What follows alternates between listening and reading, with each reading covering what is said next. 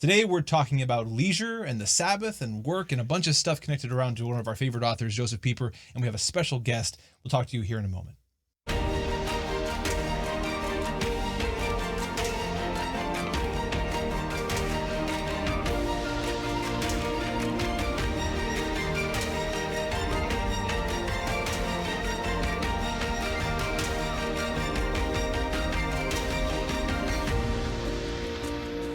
Well, hello and welcome back to Elevate Ordinary. I'm your host, JonMarc Grodi. And I'm Teresa Grodi. And we're back with another extraordinary conversation about the ordinary pursuit of truth, goodness, and beauty. Thanks again for joining us for this. And we had a great guest last time. Oh gosh, you know what? These are all out of order. I'm not sure which one that was.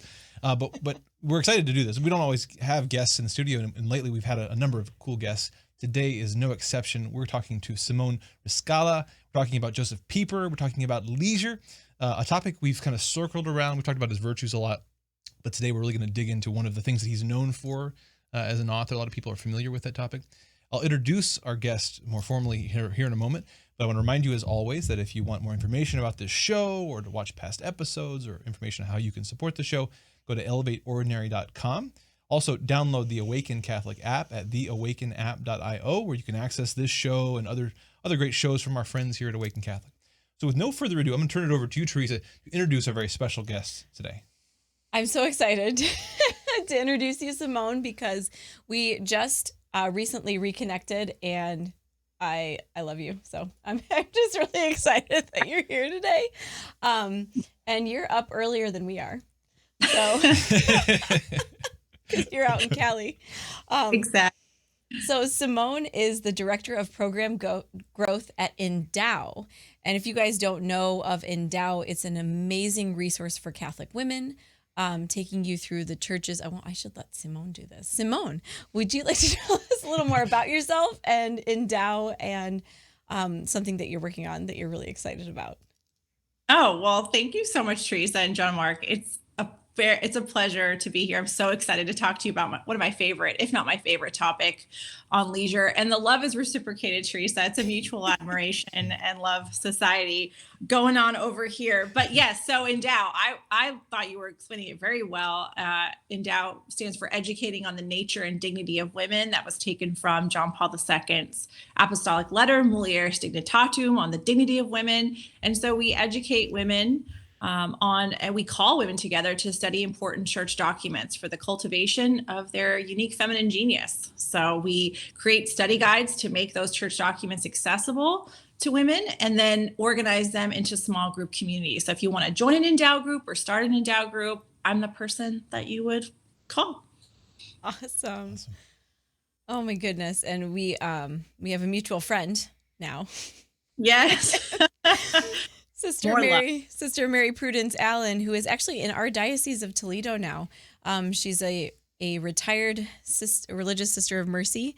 I had no idea she was connected with Endow. We had her over for dinner, and I was just like, "Oh, I hear you like Edith Stein." She's like, "Yes, A little bit." Yeah. on the Endow end of things, she's like the queen. I just like, if I ever meet her in person, I think I will curtsy or bow or something awkward where I'm like, "Hello, Your Majesty." She's our feminine intellectual powerhouse. I mean, this is her third volume, Concept of Woman, but there's three of these. Wow. And she's as you know, I mean, you're friends with her. I mean, you know now. I mean, gosh, I've really enjoyed conversations with her. Oh my heavens. Yeah, she's so sharp. Yep. Yeah, and actually our baby, we knew we wanted Prudence somehow in the name, and we knew Sister Mary Prudence, but like we saw her at the cathedral for our diocesan anniversary, and it just like dawned on me. I was like, "Oh, Mary Prudence." And so it just happened. An excellent choice. Right. So we're going to talk about Josef Pieper's Leisure. What's the full title of that book? Leisure, the Basis of Culture. Basis of Culture. Yeah. So I've heard this through JonMarc. I have not read the book myself. So I actually looked up, have you heard of the Burrowshire podcast with Brandon Bott? Yeah. And Father Britton. So they have an episode on Peepers Leisure. And Nice. I mean, like, I'm just excited. I want to take this one quote from Father Britton, because he was talking about the Greeks first. Before they got into Pieper, they were talking about leisure in the Greeks. And he said, so I'm quoting him, that when they thought of leisure, it's when they took time to embrace reality, to sit before the beauty of creation, and to contemplate existence. And that's a really beautiful frame, I think, for what we're going to end up talking, especially reality. Right. You know, I'm really big. I'm big on reality. Well, these are really at the A lover of reality. We have to be lovers of reality. That's right. well, we talk about that a lot here because we're big on the virtue of prudence and Pieper's virtues, as we talked about, and in prudence, one of the ways I like to describe it is this turning to reality. We talk about leisure. Again, it's very significant for this show, where part of what we're doing here is God comes to meet us in ordinary life. That's where we have to, if we don't find God in ordinary life, in our vocation, in our marriage, in our family, in our children, then we're not going to find him, because he comes to us in the ordinary life, in the vocations he's called us to. And so leisure is very bound up in that, because whether or not we get leisure right is whether or not we actually meet God in those parts of our life, or whether we rush past them. So I don't know the best place to start here. How did you get into Pieper? Wherever you want to start with that. Yeah. Yeah, sure. I mean, there's so many places to start. So I feel that frustration. Certainly there's a million places we can begin. But I think what I love Pieper's book, the Cardinal Virtues as well, leisure presupposes, like, in order to live a virtuous life, leisure is presupposed, I think. So this is it's like you said, what's at stake here? Like, reality's at stake. Your experience of God is at stake. We get leisure wrong. We get our life wrong. We miss it. We miss it, and we miss him. I think for me, I read it in graduate school. I just picked it up. I was like, oh, that's interesting. I like sitting around and contemplating. What is this? So I didn't know who Pieper was. I didn't know all the important Catholic thinkers and writers at that time in my life. So I just was struck by as a basis of culture. That's a really bold claim, Joseph. So what do you, let me see what this guy has to say about it. And I read the book, especially the second half on the philosophical. I read that book 9 times. Wow. And because it was I couldn't put it down, a little bit obsessive. Maybe I shouldn't have said that on a podcast. I read it. Well, now I need to read this book. The 9 times is what got me. It's for me, as a child of Middle Eastern immigrants, it was a turning point moment. You have those moments where you're like, something in me. We were just talking about this off record. Like, there's like this shift in your mindset, in your life, in your understanding. Some intellectual gap has been filled that helps you to understand yourself and reality and the world better. Reading Pieper's book was that. I was like, this is the reason. And for me, living between two cultures, so being American, so having a Western mentality, but then being raised by Egyptians, so having a very Eastern sensibility. I mean, I think the movie My Big Fat Greek Wedding did a very good job of like showing the like tension. Yeah.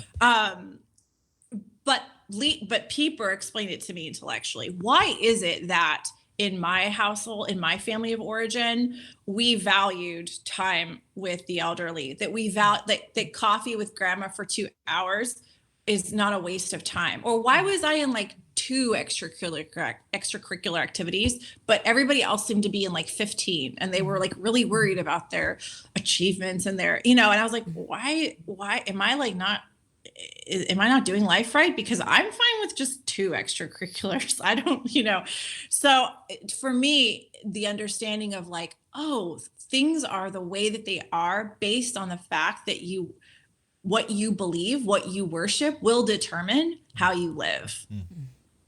So that was the beginning point for me, is understanding the difference between American versus Eastern, Middle Eastern cultural differences. I know one of the big points that he makes in that book is how, and this is probably, I don't know if this is true more for the Western, or is it just maybe omnipresent in the world today, that the world is taken up more and more into seeing work as the lens through which we view all of life. And so even our leisure, and again, we probably should define that term a bit more here presently, but Yeah. Our leisure time, the moments where the work pauses, that's the instrumental time. We pause and rest a little bit to go back and do more work.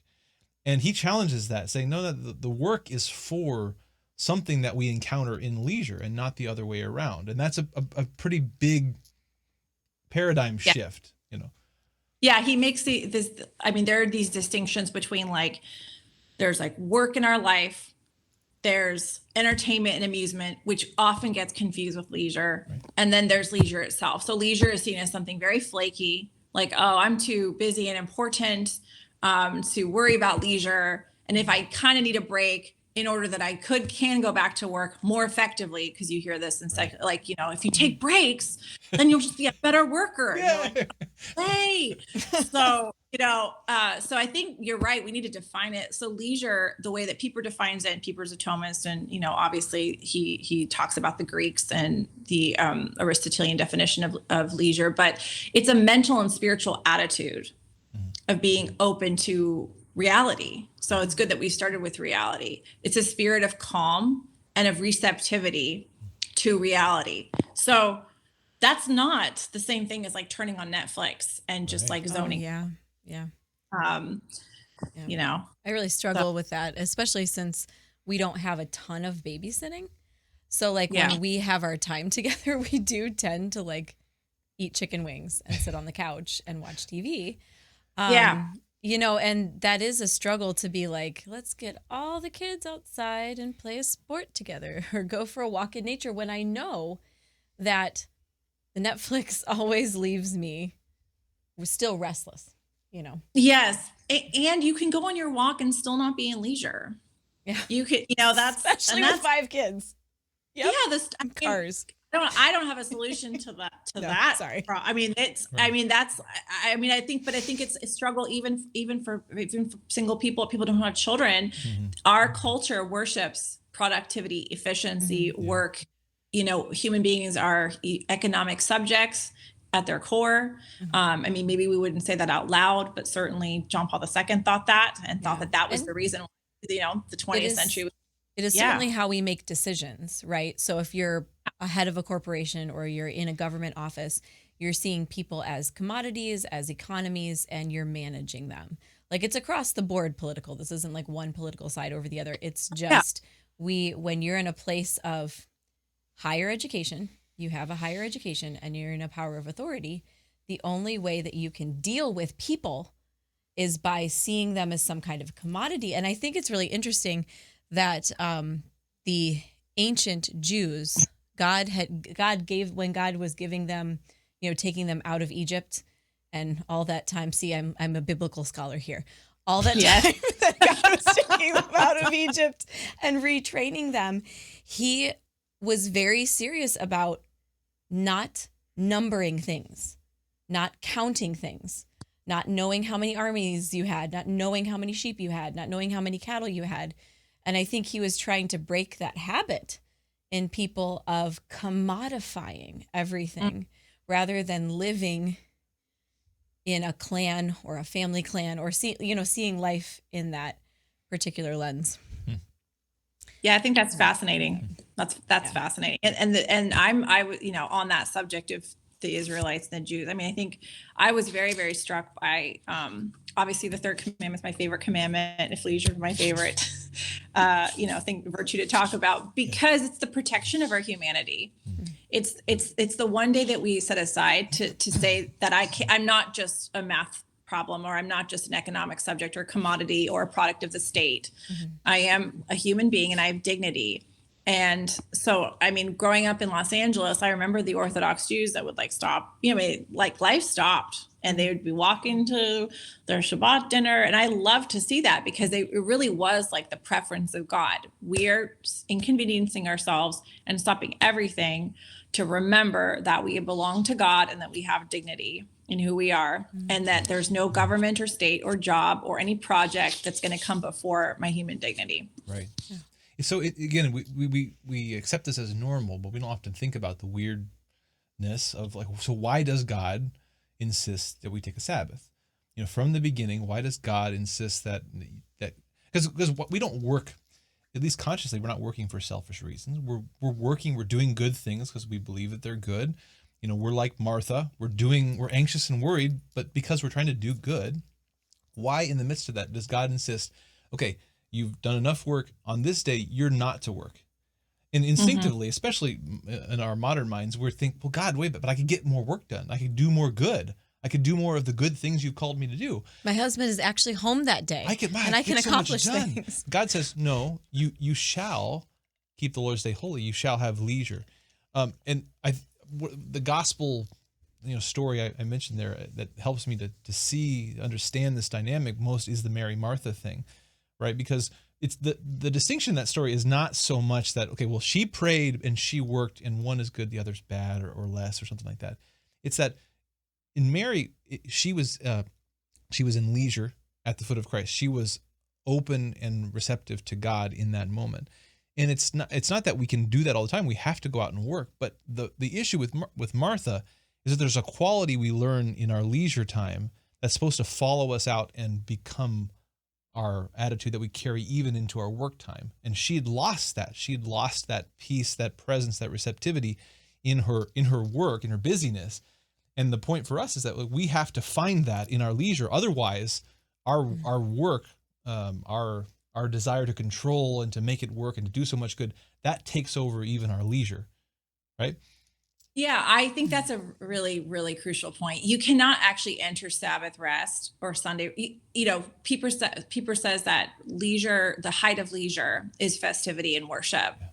But you cannot worship well if you haven't done what you just described, JonMarc, which is that you carry that mental and spiritual attitude of receptivity, of openness to reality and to God in everything that you're doing in the days leading up to Sunday. So whether you are having a Mary moment and resting, or a Netflix moment, or you're working, because leisure is a virtue, you have cultivated that capacity to be open to reality. Ultimately, that meaning open to God, even when you are working really hard throughout the week. But keeping that receptivity, making it a habit, means that when you finally come to Sunday, where you really don't have to do anything, you have that emotional bandwidth to actually worship well and to celebrate well. You're not preoccupied, and that's the opposite. You're not preoccupied with the laundry sitting there, or with you've really given into it. Well, talk about that distinction again, because this is the struggle I think we often have. We recognize this a little bit intuitively, but then oftentimes the time that would be leisure gets filled up with Netflix or something like that. Yeah. What's the distinction? Talk a little bit about what really cultivates that virtue of leisure and those things that maybe seem to on the surface but really don't. Yeah, I mean, I think, Teresa, when you were talking about restlessness, I think that's kind of the measure. Mm-hmm. For me, the measure is even when I'm in moments of leisure or in moments of rest, my mind is still elsewhere, is preoccupied, it's distracted. I'm not fully present. Maybe I'm spending time with my mom, and she can tell, and we can all tell when someone's look, it's our day together, it's our leisure day together, or whatever. And you're just not really there. Just because the virtue hasn't been cultivated to the point where you can really be present to reality. I mean, this is very similar to Saint Therese saying the present moment, God is in the present moment. So it's habitually growing into that. So I don't know if I'm answering your question correctly, but I think the way to cultivate it is quite difficult, because what it is, it's not just saying I'm going to book an hour to play the violin. Right. Although yes, it also might mean booking an hour to play the violin, or shutting down the laptop. But the way that you approach that, or how you grow into that, is when the virtue itself, you yourself are becoming the sort of person, being virtuous is becoming the kind of person. So that even when you're not technically in leisure, that you're still a leisurely person, and that attitude of calm. And you see this with holy people, whether they're working or resting or watching Netflix or doing it, they have a certain openness to the person in front of them, or openness to reality, or a certain calm, an interior disposition, where they can respond. And then I think back to your point about prudence. I mean, this is what makes the possibility for prudence to be happening. If you're going to really have cultivated that virtue of discerning the true good in every situation and how to respond to it, that presupposes that you are able to be open to what's really happening here and now. And that can't happen without leisure. Yeah. Yeah. I think bringing the virtue stuff into this is so important. There was a great, a buddy of ours here on Awakened Catholic on his show, Physically Spiritual, talked last year sometime about meditation and anti-meditation. And he was sort of talking about how, when we meditate, whatever form that might take, sitting with the scriptures or whatever it is, well, what are we practicing? What's the virtue? We're practicing leisure. In other words, what we're practicing is focusing on one thing. In fact, in the story of Mary and Martha, that's kind of the language there. Mary, she was doing the one thing needful, whereas Martha was anxious and worried about many things. In meditation, we practice being present to one thing, just this scripture, or just being in the presence of God. And that's hard because we're used to just being scattered. It's bringing ourselves to one thing. But by contrast, so many aspects of our lives are constantly training us in the opposite. To be multitasking, to be watching something while we're listening, while we're on our phone. Like, we're always practicing being fragmented. Whereas leisure is this habit of being one and present to one person or one task, and be absorbed joyfully, peacefully in that one thing that we're doing. I'm so glad you said that, because it's so contrary to our American, or I don't know, Western, the way we've habituated ourselves. I mean, and I think women in particular who are so good at multitasking. I mean, when I started taking this virtue seriously, as growing in virtue feels like death. I'm like, I will wash the dishes until they are all washed.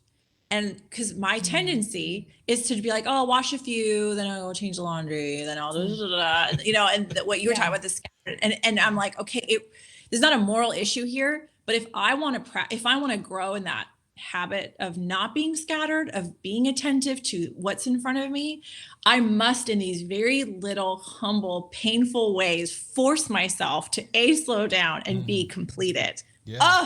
I mean, this is not flaky work. This is like Teresa therapy right now. I'm just sitting here, because it's not like, so I'm type A and I am a huge multitasker. So I waitressed for 10 years. And in waitressing, you need to multitask. But when you know your job well enough, it's very peaceful. You know what you're doing. Yeah. And But then moving into motherhood and trying to carry over multitasking, like human beings, it's very, very difficult.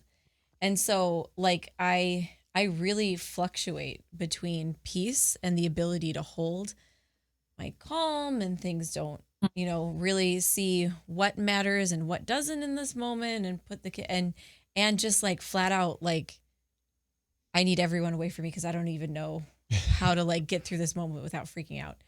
Right. And it is it's hard, So I'm listening to you guys. I'm not contributing. I'm listening. No, I mean, that's so real. You're just, when hard. people say leisure is like flaky, I'm like, you have no idea what it means to build virtue. It is death to self, death to ego, death to your desires, death to original sin that like really does want to live fragmented and scattered. And death. But the thing is like, I used to hear death and I would be focused on death and suffering. But as I am a mother and I die more in ways that I don't choose, like, the resurrection is real. It's real and it's present in my life. It's not just this resurrection that will come someday for my body, when I'm already in heaven sometime. It's like, when I die and I'm faithful, I can expect there to be a resurrection. And usually that comes in like, I use this phrase a lot, but like God's divine creativity, then all of a sudden like issues forth from me, or from whoever is practicing the virtue, whoever is dying to self, whoever is being obedient. And you look like this fertility goddess or saint, like ever calm and patient and, saint.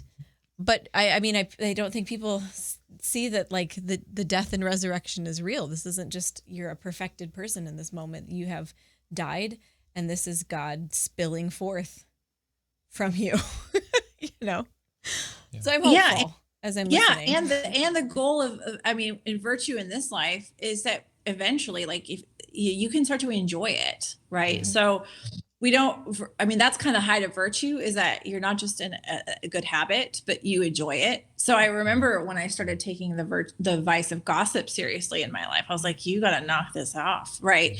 I mean, you know, there's progression. Stop doing it, but wish I was doing it, you know, wish I was gossiping, you know. It's like, oh, it's so juicy. Don't call your mom because you are not virtuous enough to resist, right? So there's that. And then all of a sudden I found, much to my surprise, right, the resurrection moment you're talking about, like, oh, I actually enjoy not sitting with my tongue. That's great. I enjoy it. And almost like surprise, like, oh, so the virtue thing works, you know, but it's not easy at first, you know, and most people land somewhere in the middle, right? They're either in the bad habit and feeling guilty, or they're in the good habit and wishing they were doing bad, right? But like, you know, at least with vice, you enjoy being bad. With virtue, you enjoy being good. But we want to get to that where we like the good things, right? Yeah. Our affections have been ordered as such that we enjoy goodness. But it takes time. Virtue takes time. So you have to start now. So if I was listening to this, like, yes, I am restless, scattered, impatient, you know, I'm not open to reality. Where is God? Well, you've got to be pretty violent with yourself and cut out anything that is keeping you, you know, away from what the scriptures say, you know, with the Mary and Martha, keeping you away from the better part. There's a better way. Yeah. When you were talking about American work or something like that a long time ago, I was thinking about this 401k issue that I'm always thinking about. Okay. I'm always thinking about the monetary systems that we just kind of fall into. And one of the biggest realizations for me was that I was saving the habit of living fully until I had saved up enough to live fully, as opposed to in my productive life, in my productive years, when you are young, you are fertile, you are able to build things, having my full earned wages available to my building, you know, to our family, whatever our family wants to do and what we want to build, and how we want to include our community and the rest of our family and what we're building. And like the idea that I'm just saving this for later. The deferred. You're always either proceeding towards the virtue of leisure, or you're deferring it, right? Because we all like, why are we working? Well, somehow, someday we're gonna like relax and spend time with family, but that's always later, until it's it's so weird, because it's so, when you're on your deathbed, you're gonna be like, you know what I wish I did? Wish I worked more overtime. I really didn't, you know, I mean, like that, having that kind of eternal perspective. I mean, I've done a few talks on leisure, and, you know, in a very unleisurely preparation way. And I, you know, my mother, who's always the voice of truth in my life, she's like, you know what would be cool? If you just were leisurely instead of lecturing on it. I'm like, ouch. There's a truth bomb there. So I was like, I can no longer talk about this until I have progressed a certain level, you know, but that, you know, that's your mom for you. You know, just being, you know, it'd be cool. Just being leisurely. So, It's so, well, it really is a paradox. It's so hard. Sorry. It is. And the Middle Eastern people, it's built in.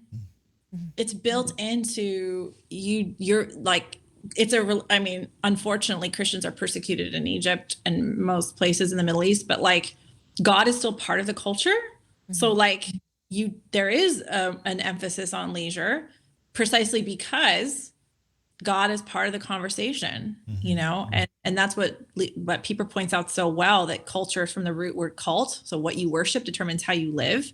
So if God is a value in the culture, then you're going to live according, at least closer to what he wants for your life. And that's really hard for Americans. That's very hard for me. We're so self-determining and individualistic, you know, economically driven. That's very difficult. But I worry about, I worry about the church. Does the church look more American, or does it look more Christian? Right. Yeah. Well, this is, I think, another place where I'm always talking about the virtues because I see them as this huge gaping hole in our modern catechesis, and precisely for this reason right here.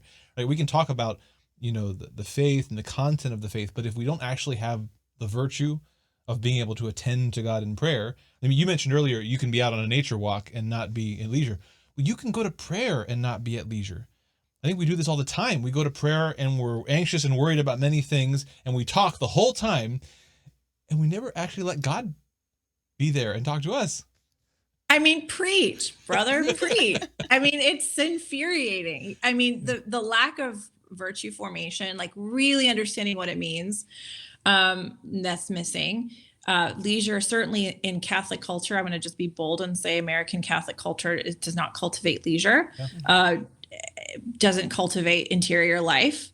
But we love lots of parish programs. We love to busy ourselves up with all sorts of distractions, and they're good distractions, right? They're Catholic, gosh, but like, I'll be what you just said. I just last week I was at adoration and having a nice conversation with God, and somebody walks in and turns on Gregorian chant.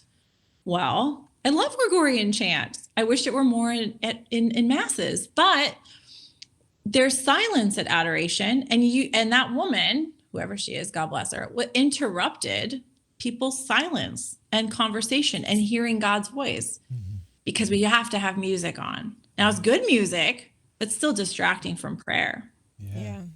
I just recently, I'd been going through my past births and trying to think of how I wanted to go into labor and delivery this next time. So this is going to be a home birth. My last one was a home birth, but the rest were in the hospital. And my pregnant brain is going to do this. It's going to make me lose my train of thought. Well, just realizing that, like, probably you want to be present to it. So you've been thinking a lot about how you want to be open. Yes. So rather than trying to distract yourself, Yeah, like I don't want to plan this time. Like, I've had 5 babies. I know what can go wrong and what can't go wrong, And I really just wanted to, like, not be watched, not be distracted, have it just be a normal day. And just kind of, and I felt so at peace with that. It took me a long time to get there, and a long time to work through all the plans I had for every birth and water birth and, all this kind of stuff. And just to be like, if I really actually believe that my body is meant to do this and that it's going to have a baby, then I'm just going to let it have the baby. And I'm not going to impose all this extra program because I know the science, because I've read all the studies, and, like, I'm really into birthing and birth science, and, like, it was just such an added burden. And I haven't had this baby yet, so I don't know how it's going to turn out, but it like freed so much of this anxiety and pressure. I'm amazing. Yeah. Amazing. You're just like, your heart's crying out for just simplicity, the essential reality. And we just love to burden ourselves with all sorts of unnecessary, programmatic, distracting things in the name of feeling secure. So I'm like really moved by this little shift for you, Teresa. I am too. And if our couch will finally arrive on time, I will feel so much better about going into labor in my living room. So Yep. Yes. Sorry. You're really amazing. Good at taking us off topic. Can you bring us back to topic either of you? I mean, JonMarc, I have some ideas about things we could talk about, but please. Go no, for it. I just don't want anybody listening to get discouraged, because it is so hard. And I think if you're listening and you're thinking, okay, I'm trying to understand what leisure is. So leisure is a mental attitude, a spiritual attitude of openness to reality, of openness to God. How can I start to do that? Well, I would say the first thing is to just slow your life down. Slow your life down, cut out what's not essential, and then really do carve out time for prayer and also leisurely activities. And keep in mind that the measure is like the level of preoccupation and distraction in activities. Do you, and I think we all know when we're not enjoying life because we are so preoccupied, distracted, busy, we're not experiencing the beauty of God every day. And we really want to, but again, don't get discouraged. Virtue takes work, and it takes a long time because it's a habit to start to make those choices. I mean, a dear close friend of mine finally came to the point of like, I do need to take this seriously. I'm wasting my life being busy for a job. And she's like, I'm giving myself 1 year to understand what is the new normal with how to live. And it's very, like you were saying, Teresa, it can be really uncomfortable at first, like making this decision to throw out the books and throw out the programs and throw out the plans and just say, I'm going to get back to basics here.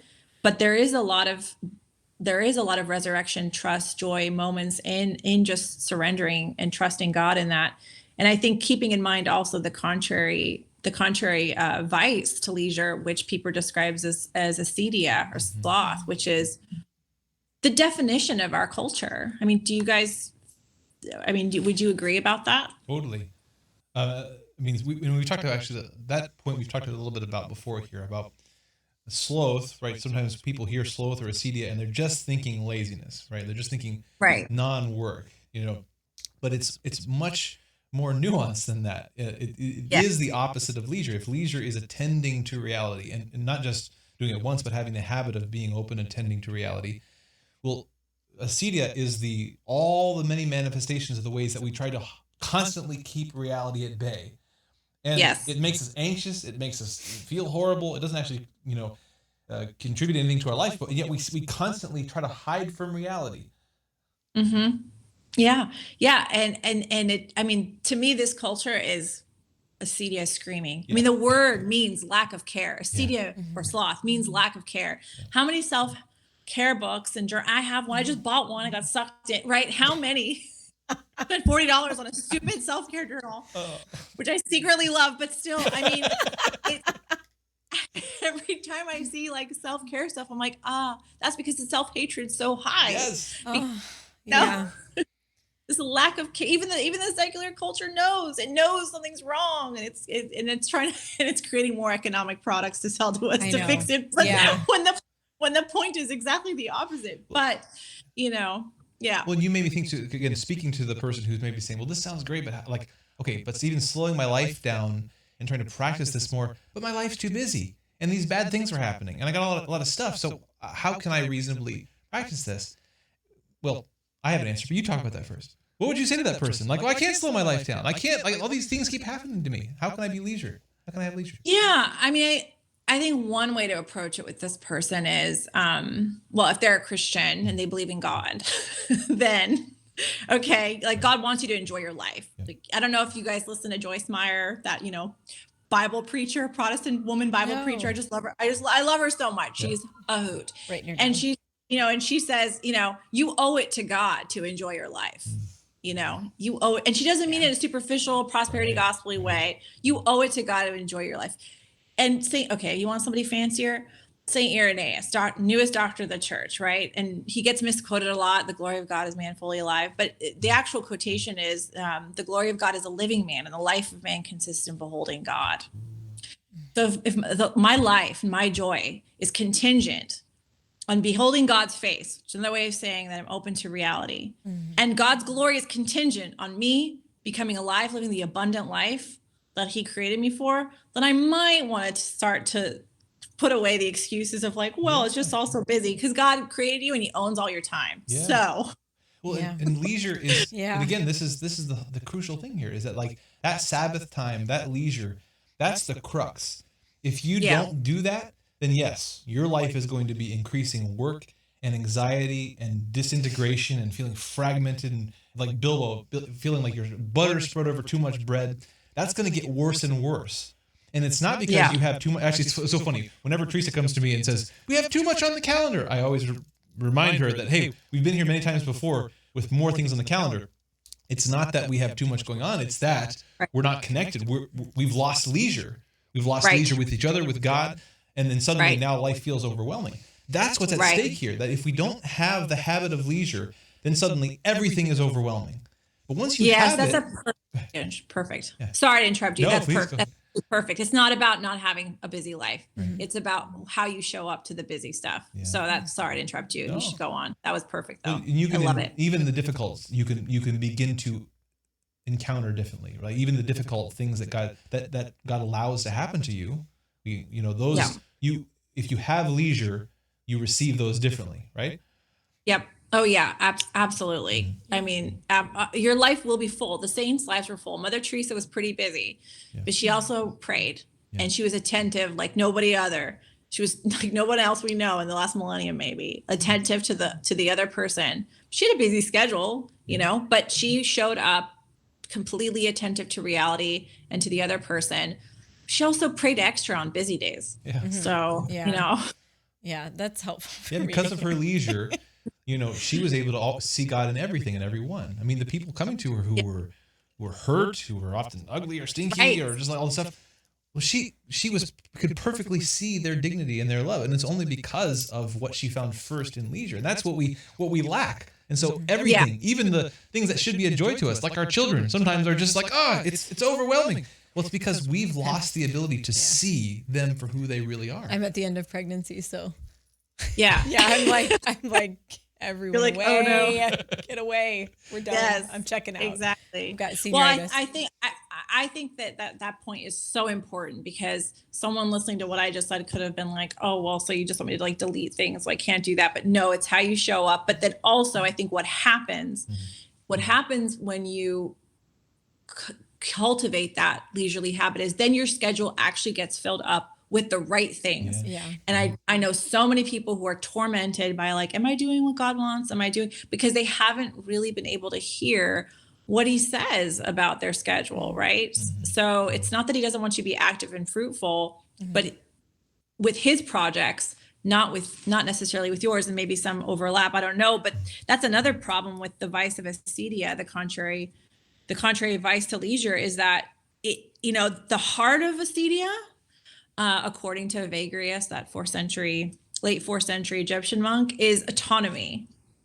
It's autonomy. Wow. Which is a preference of self.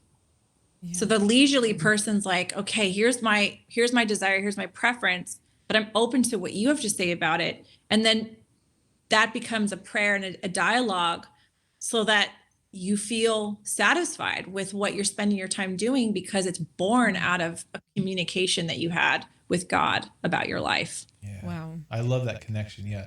The autonomy or pride, I think, would be another way to say that, right? Pride and sloth are kind of like two sides of the same weird coin here. Huh? Yeah. It is. One looks down at reality and says, I'm bigger than that. And the other one looks up at the reality and is like, Yeah, because Western theology will talk about like pride and vainglory. Right. Thomas will talk about those, but Evagrius is acedia is the deadliest of the vices. And you're like, wait a minute, I thought it was pride. What does that mean? But you're right. You can't get out of it.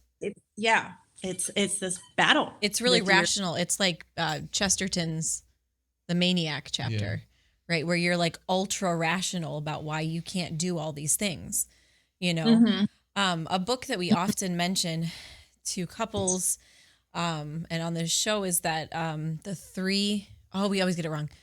Big questions for frantic families by Pat Lencioni.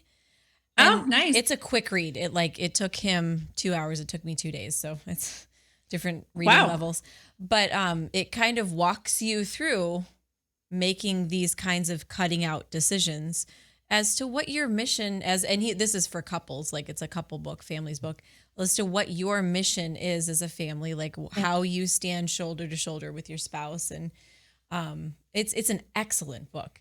I love it. But as you guys are talking, I'm thinking about all these conversations that I have about people who want to start homeschooling. Because usually how it goes is like, we want to start homeschooling. What's the best curriculum?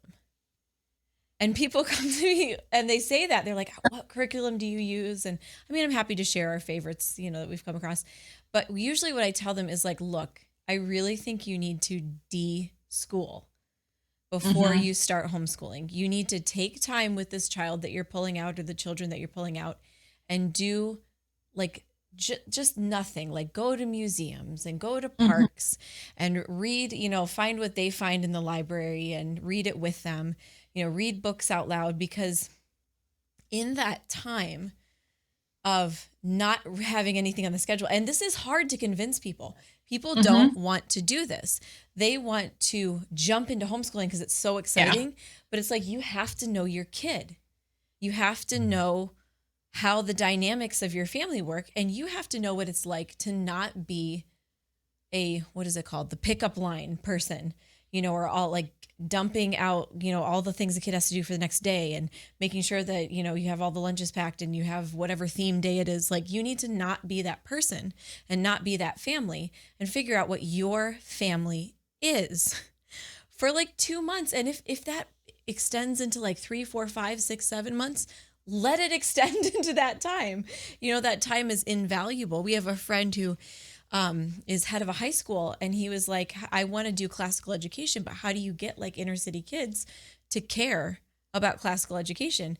And I was like, and he must have thought I was just like out of like crazy. I was like, you need to get them outside of the classroom walls, and they need to start a garden.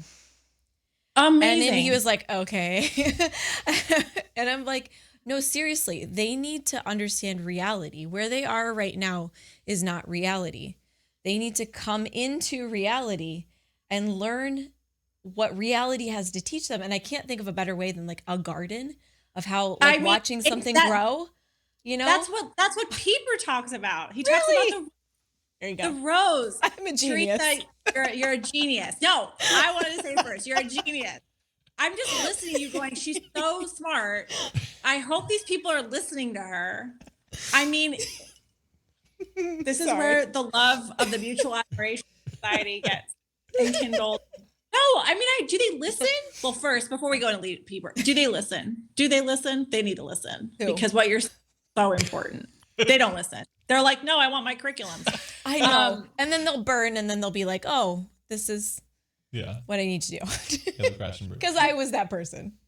Father Giussani, I don't know if you've all read any Luigi Giussani in the religious sense. He's paraphrasing Aristotle, that the object determines the method. That's what you just said. You have to know your children and know your family to determine the best method. You begin with the human person. This is another way to say it. The personalistic norm that John Paul II talks about, right? Like it's the beginning, the person determines the method, not the other way around. And so much of the way that we operate, schools included, which is why kids hate school, is that the determining factor is efficiency and economics and criteria and standardized testing, not the human person. I remember I used to teach high school, and these seniors would come into class and they just so frustrated, the SATs and all this stuff. I just look at them and go, I know that you're frustrated and stressed and pressured, but for me, this makes me very happy, because your very being is rebelling against these reductionistic forms that are being imposed on you. I love it.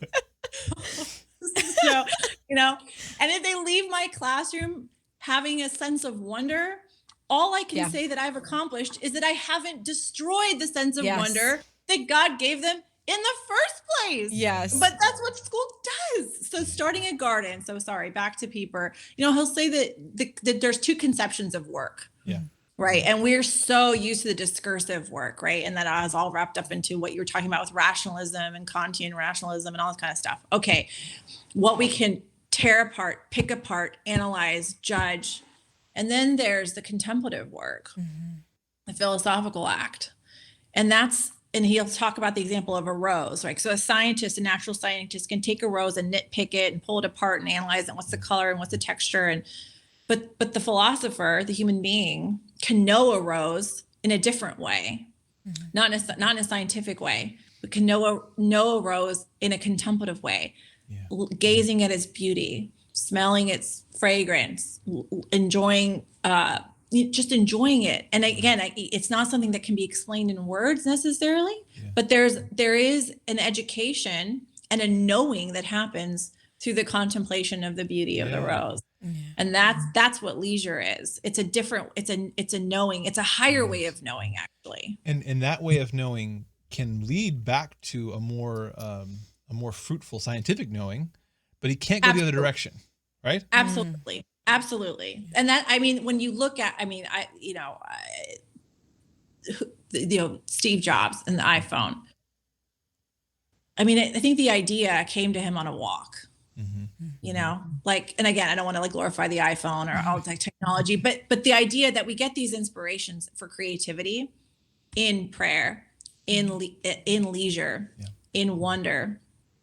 That's a different kind of knowing. That's a different attentiveness to reality than what we're trained for. Wow. And then I'm thinking of the iPhone, and I was just talking with somebody with this the other day about like the new Time magazine article of like, do women ever have to give birth again? And they've found a way to gestate a baby outside of the mother's womb, and they focus on the goods. Okay. They focus on a child who can't continue growing in the womb and you would have to have an abortion, or, you know, the baby would die, something like that.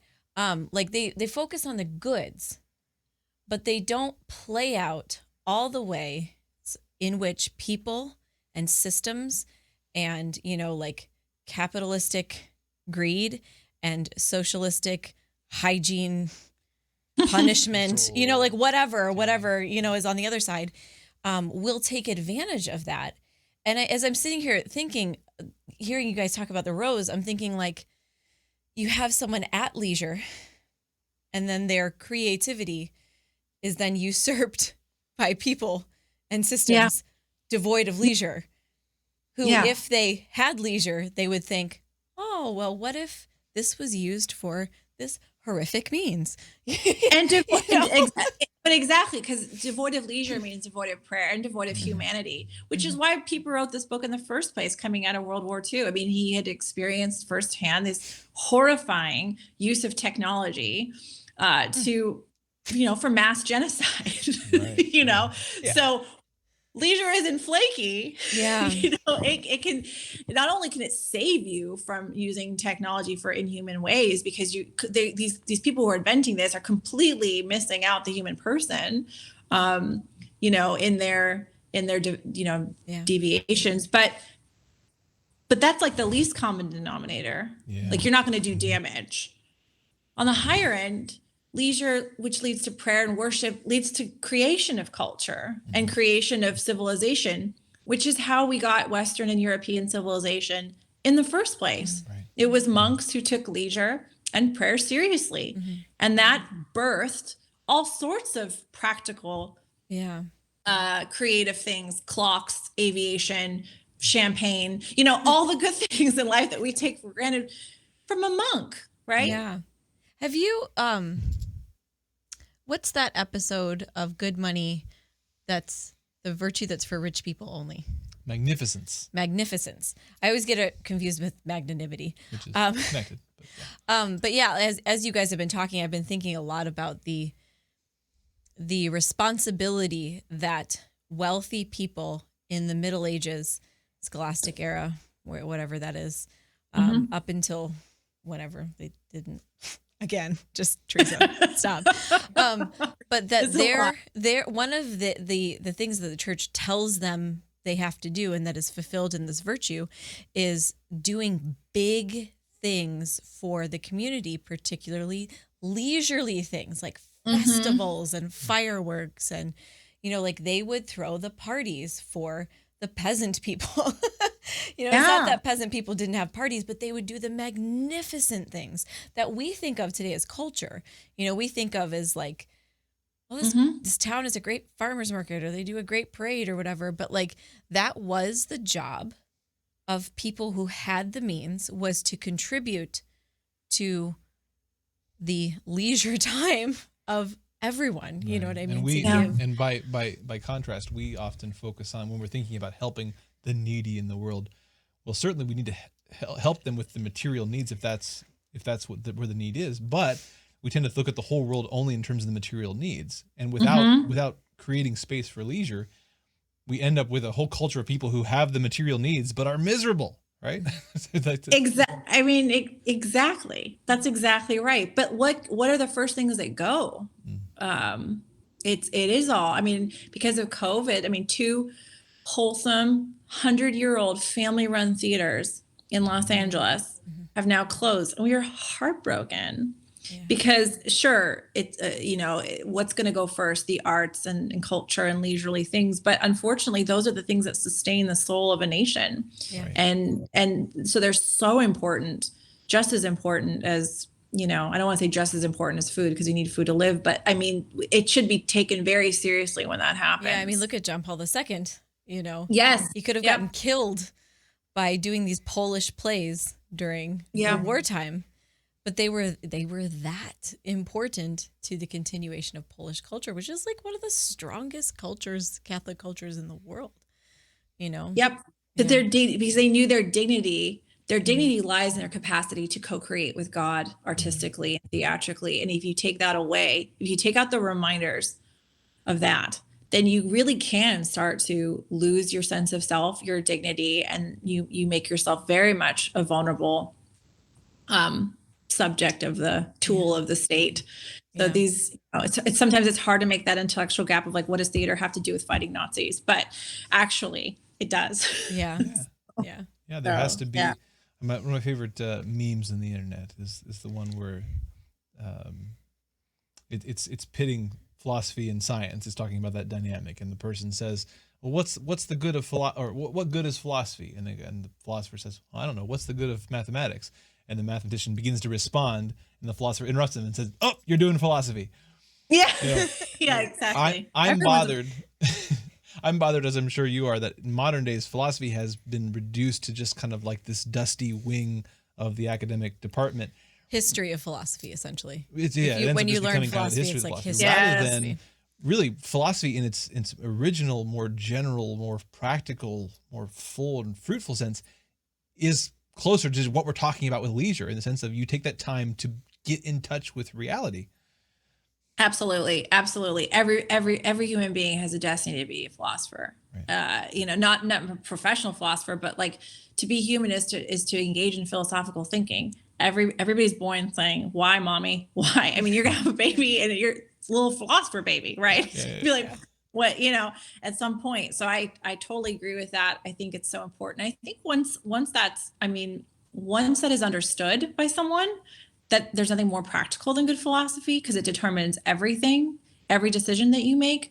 Then I think there's a real freedom in knowing who you are as a human being, that you have this capacity to criticize, to judge, to know things, and that you really do want to know what's real. Yeah. And my kids are going through a robots book right now, and they're like getting excited about building robots, and my daughter was like, I want to make a robot kitten that can go visit people in hospitals, because it says that here, like, people can't have real animals in hospitals, and that this kitten like responds to touch and will act like a real kitten. And I'm not squashing her. I'm like, keep reading the book, honey. But I'm thinking to myself, classical educator. Yeah. But I'm like thinking to myself, that would cause the person, unless they have like dementia or Alzheimer's, which you can bring in like baby dolls, and it awakens something that was there, that wasn't accessed or whatever. But if it was like a normal, rational, functioning person, I feel like they would die on the inside. Like having this, like, this is what my life means. Like, I'm pretending this fake cat, and it's like I think my life is over. Like, it would put you in such despair. I know, but because you have to lie. Yes. Haven't we kind of done that? We've done that. Yeah. Now I'm going to have that image every time I think about how we've exchanged the good life for a virtual. I'm dead. You know what I'm doing right now? Next time you're scrolling, just think of petting a virtual cat. No, it's true. This is like the perfect image to get me to stop scrolling. I'm be like, Teresa would be like, put the cat down. It's not even a cat. Amazing. Love it. Oh, it's so true. Oh my gosh. So true. Right. Poor God's looking down at me like, guys, really? I made real ones. Mommy won't let me have a real one. So I know. Fake cat. Well, I love that about Montessori. I audited a Montessori catechesis, the Good Shepherd class in graduate school. And it was just so fascinating to me.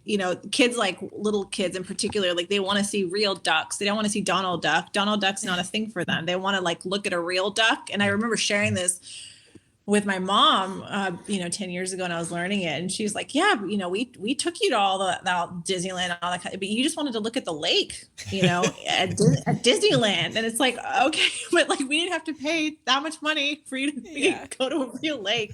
Yeah. So we want reality. Children want reality. We want reality. We're made to be lovers of reality. Yeah. And that's what leisure does. We're going to have a mug that you can purchase through Awaken Catholic that says, I love reality. That's amazing. I will buy it. It was Giussani that taught me that. He said we need to be lovers of reality. So it's beautiful. Well, I think we should land here, although I'd like to talk for another couple more hours. I know, right? Another stuff. Perhaps we'll do this again sometime soon. Yeah, well, I would love to share before we say goodbye. I wrote for other people out there, not for me at all, a litany of leisure and a biblical examination on leisure. So if anybody can you give us your blog? Yeah. So, so my blog is culturalgypsy.com, but you can find it on there, or you can just Google my name and it's printed and published in the Catechetical Review on an article I wrote on leisure. You have to scroll all the way to the bottom, but there's both a litany and a biblical examine on leisure. If anybody just kind of wants a little helpful jumpstart, just want to throw that out there. That's excellent. Oh, thank you so much for being with us. And again, I wrote it down because I'm so bad at this. You're the director of program growth at Endow. Yes, check out Endow too, please. Yes, I'm so excited to get going with some Endow groups here in the future. You've really spurred me on. I want to be educated like you guys. I come up with these examples and you guys are like, it's like Kant and it's like this. Like, I'd love to know that too. Oh my gosh. You know more than you realize you do. Thank you so much, Simone. Thank you. My pleasure. Well, and thank you for listening or watching, audience member out there. Hopefully this has been a leisurely listen to you. Hopefully it's been encouraging and inspiring to make sure that you're creating those spaces in your life. I mean, we are commanded by our Lord to have that Sabbath time in our week, but we need to make sure that it's going beyond that we're learning, we're encountering God on the Sabbath day, we're practicing the virtue of leisure. We're also doing other times too. I mean, I think elsewhere, maybe another show here, I think it was on the men's show, we talked about how there needs to be a Sabbath hour in the day. That's a daily prayer. We need to have those moments in the day when we reconnect and go back out into our work with a greater sense of presence. In our year, there should be a Sabbath time in the year, a retreat, the time when we step away and really make sure that we are making leisure the basis of our life. That's the tagline of his book, Leisure, the Basis of Culture. Well, it's the basis of so much. It's the basis of everything that is good and true and beautiful in our lives. And so we need to make sure that we're putting it there. It is so crucial. So anyway, thank you again for joining us for this episode. Again, check out elevateordinary.com for information about the show and ways that you can support it. Also download the Awaken app at theawakenapp.io to follow this and other shows. And once again, this has been Elevate Ordinary. Thanks again for joining us for this episode. God bless you. Talk to you again next time.